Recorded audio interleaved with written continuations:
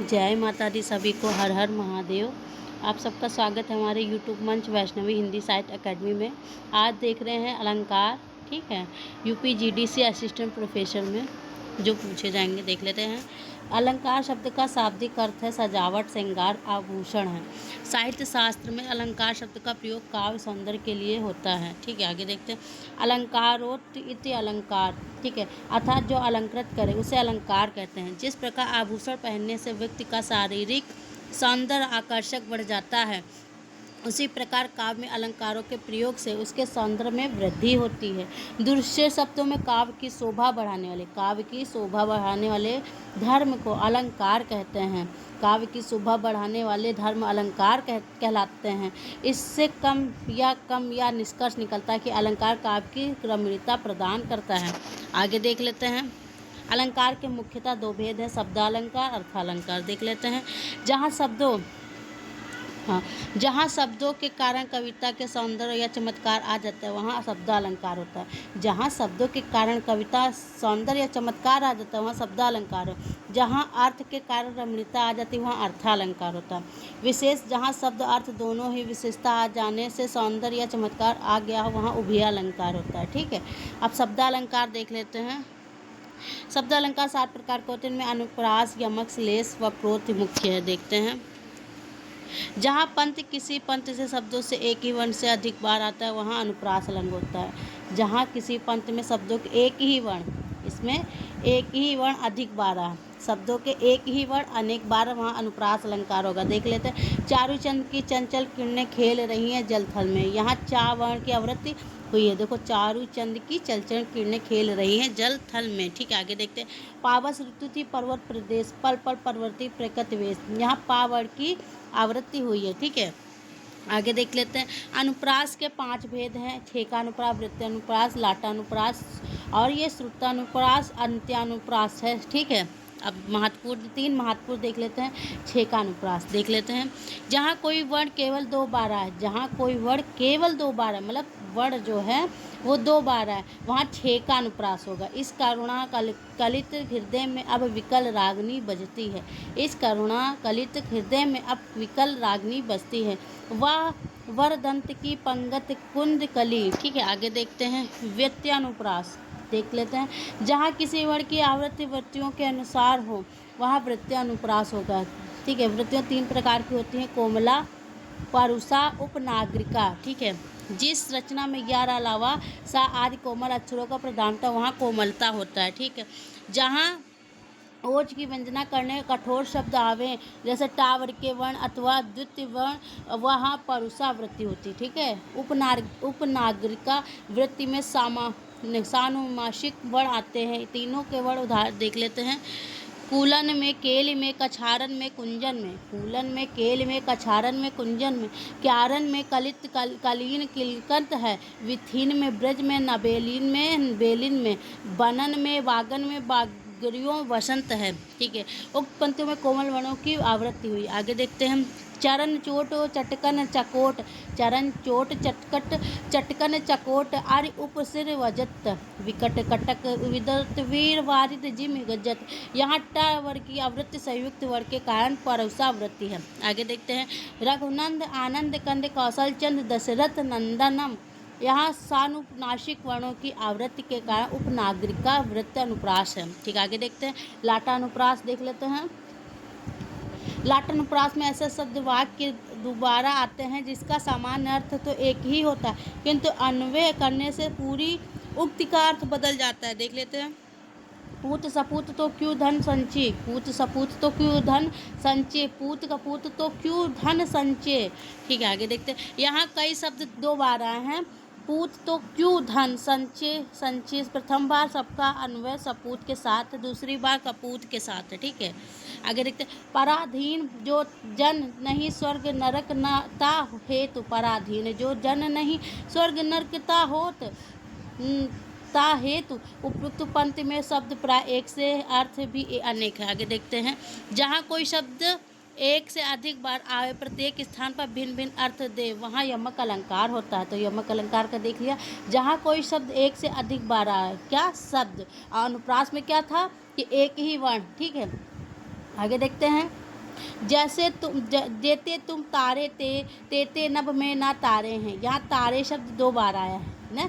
जैसे तुम तारे तेते नभ में ना तारे, ठीक, परंतु अर्थ अलग अलग है। आगे देखते, कनक कनक के ते सो गुनी मादकता अधिकाई, वह खाए बैराय नर ना पाए बैराय, ठीक है। यहाँ कनक कनक शब्द 2 बार आया है, दोनों का अर्थ अलग अलग है। देखते हैं, जहाँ किसी शब्द के अधिक अर्थ निकले वहाँ श्लेष अलंकार होता है। श्लेष अलंकार का क्या उदाहरण दिया है?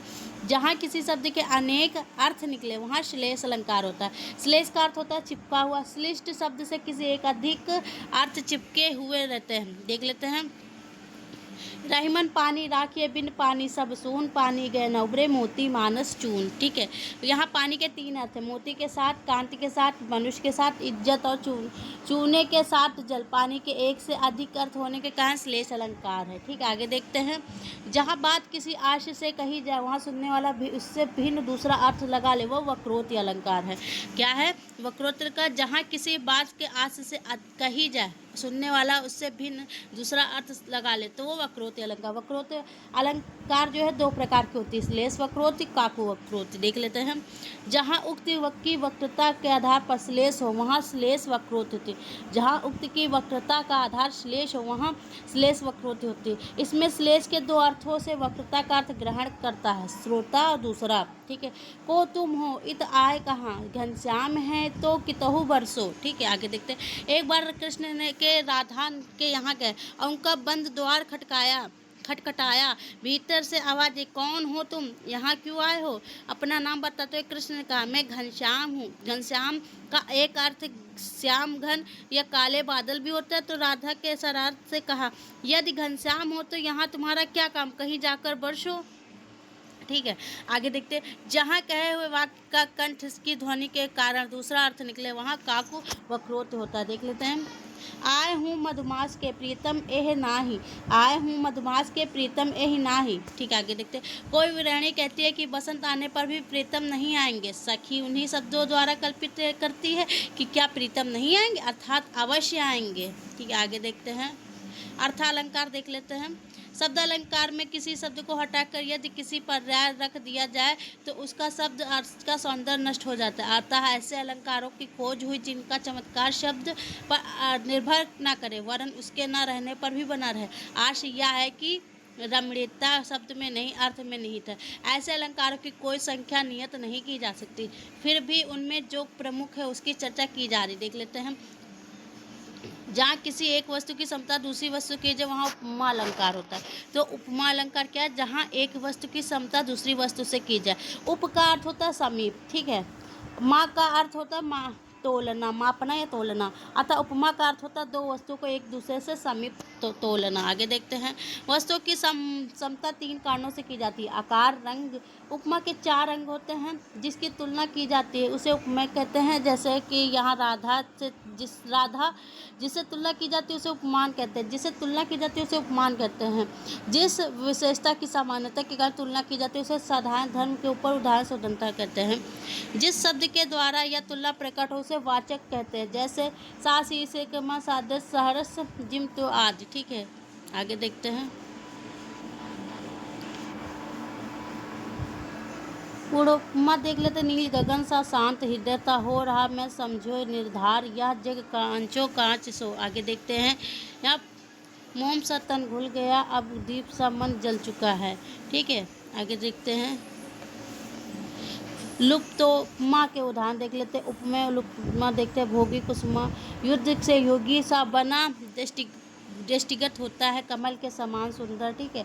यह उपमेय को छोड़कर उपमा के 3 अंग विद्यमान है, ठीक है। आगे देखते हैं, मालोपमा साधारण किसी की तुलना एक ही उपमान से की जाती है उसे, लेकिन जहाँ किसी उपमेय के लिए बहुत से उपमान लाया जाए और वहाँ की उनकी एक माला सी तैयार हो जाए, मालोपमा होती है, ठीक। एक माला सी तैयार हो जाए। आगे देखते हैं, पनंग समूह से गरुड़ सदृश, तृण में विकराल कृषाणु सदृश, राणा भी रण में कूद पड़ा घन अंधकार में भानु सदृश, ठीक है।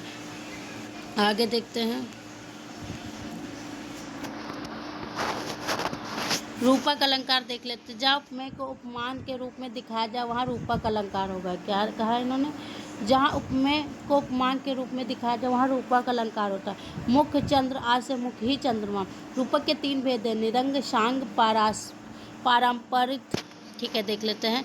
निरंग में केवल उपमेय और उपमान का अभेद रहता है शत्रु भी यो मग्न जिसके सौर परावर में। ठीक है, जहाँ उपमेय में उपमान के अंगों का भी आरोप हो वहाँ सांग रूपक होता है। उदित उदय गिरि मंच पर रघुवर बाल पतंग विकसे संत सरोजवन हर्षे लोचन भृंग। ठीक है, आगे देखते हैं।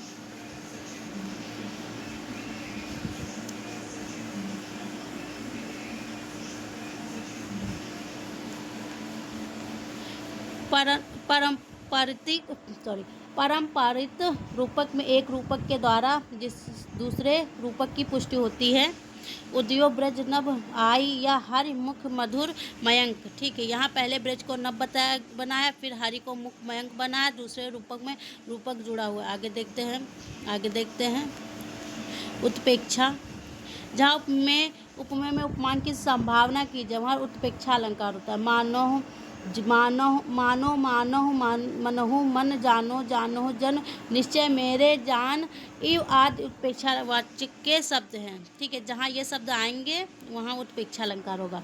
चमचमात चंचल नयन बीच घूंघट पट झीन मानहु, देखो है ना, मानो सुर सरता विमल छल जल उछरत योग मीन। आगे देखते हैं। सोहत ओढ़े पीठ श्याम सलोने गात मनो, देखो मनो आया, नीलमणि शैल पर आतप परियो प्रभात। आगे देखते, अस कही कुटिल भई उठी दाढ़ मानहु रोष तरगिनी बाढ़ी। आगे 1 मिनट एक बार फिर से इसको देख लो, जो ये शब्द है तो समझ लो उत्प्रेक्षा अलंकार होगा। मनहु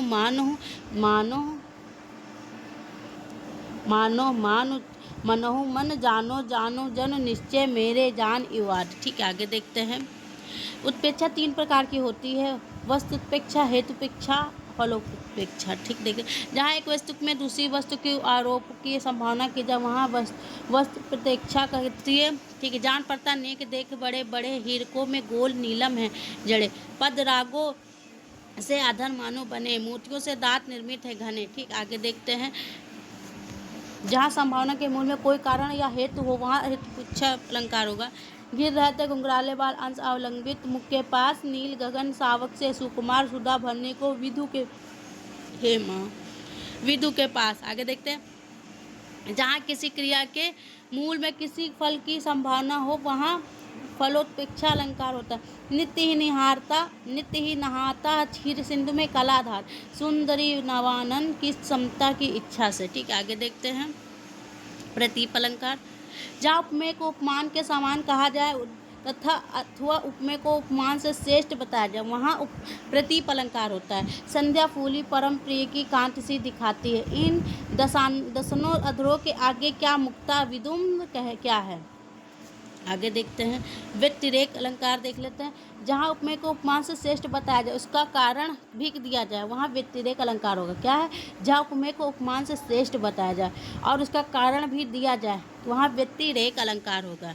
जन्म सिंधु पुनि बंधु विधु दीन मलिन संकलंक से मुख समता पाव किम चंद बापुरो रंग। आगे देखते हैं। साधु उच्च शैल सम किंतु प्रकृत सुकुमार। ठीक है, यहाँ सज्जनों को पर्वतों के समान बताया गया है पर उनमें यह बात अधिक बताई गई है कि उनकी प्रकृति कोमल होती है जबकि पर्वतों की प्रकृति कोमल नहीं कठोर होती है। आगे देखते हैं। असंगत अलंकार देख ले, जहाँ कारण कहीं और हो उसका कार्य कहीं वहाँ असंगत अलंकार होता है। जहाँ कारण कहीं और हो कहीं हो और उसका कार्य कहीं और वहाँ संगत अलंकार होता है। दृग उर्जत टूटत कुटुंब जुरत चतुरचित प्रीत परत गाठ दुर्जन ही दई नहीं यह रीत। ठीक है, आगे देखते विभावना अलंकार देख लेते हैं। जहाँ बिना किसी कारण के कार्य हो जाए विभावना अलंकार होता है। बिन पद चले सुने बिन काना कर, बिन कर्म करे विधि नाना आनन रहित सकल रस भोगी, बिन वाणी वक्ता बड़ जोगी। आगे देखते हैं। यहाँ पैर बिना चलना, कान बिना सुनना और बिना हाथ के कार्य होना, मतलब ये सब दिया। अतिशोक्त अलंकार देख लेते हैं। जहाँ किसी वस्तु को चढ़ा बढ़ाकर वर्णन किया जाए, सीमा के बाहर बात कही जाए वहाँ अतिशोक्त अलंकार होगा। देख लोक साकेत नगरी यही है स्वर्ग से मिलने गगन में जा रही। ठीक है, बांधा था विदु को किसने इन काली जंजीरों में, मणि वाले पड़ियों का मुख क्यों भरा हुआ हीरो से। ठीक है। आगे देखते हैं अपहूत अलंकार। सत्य, जहाँ सत्य बात का निषेध कर मिथ्या वस्तु का आरोप किया जाए वहाँ अपहूत। सावन की अंधी रजनी वारिद मिस रोती आई, ठीक है।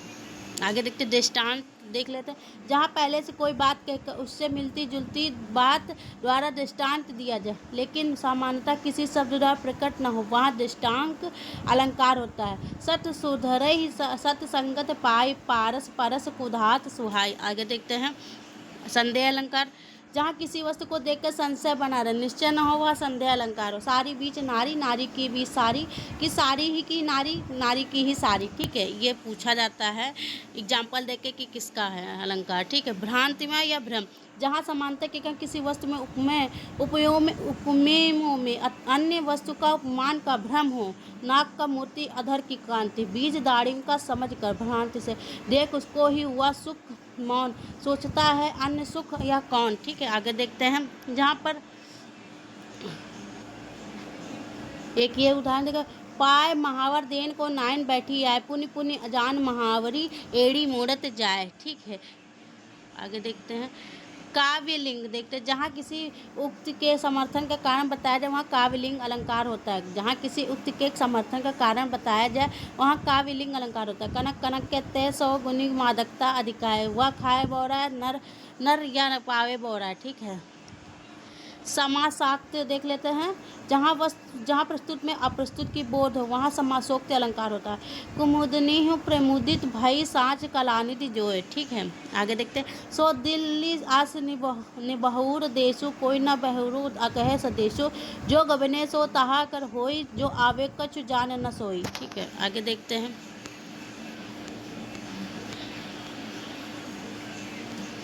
समासोक्त और अप्रस्तुत प्रशंसा अनुयुक्त में अंतर। समासोक्त में प्रस्तुत के कथन अप्रस्तुत का अर्थ निकलता है, ठीक है।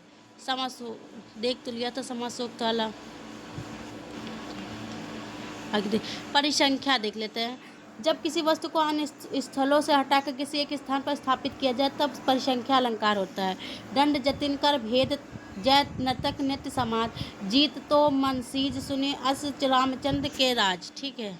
अर्थानाश अलंकार देख लेते हैं। जहाँ किसी सामान्य बात का विशेष बात से किसी विशेष बात का समान बात से समर्थन किया जाए। जहाँ किसी सामान्य बात का विशेष बात का समान बात से समर्थन किया जाए वहाँ अर्थानाश अलंकार होगा। जो रहीम उत्तम प्रकट कर सकत कुसंग, चंदन विश्व व्यापक नहीं लिपटे रहे भुजंग, ठीक है। आगे देखते हैं मिलित। जब दो समान गुण वाली वस्तुएं ऐसे मिल जाए कि दोनों ही का भेद लक्षित न हो मिलित अलंकार होगा। कजरारी अखियन में कजरा ही न लखाए, ठीक है। आगे देखते हैं जब दो समान गुण वाली वस्तुएं एक दूसरे से मिलने के किसी कारण से भेद लक्षित होता है उन्मिलित अलंकार होता है, ठीक है। चलो ठीक है, आपका अलंकार वाला टॉपिक कंप्लीट हो गया। जय माता दी, हर हर महादेव।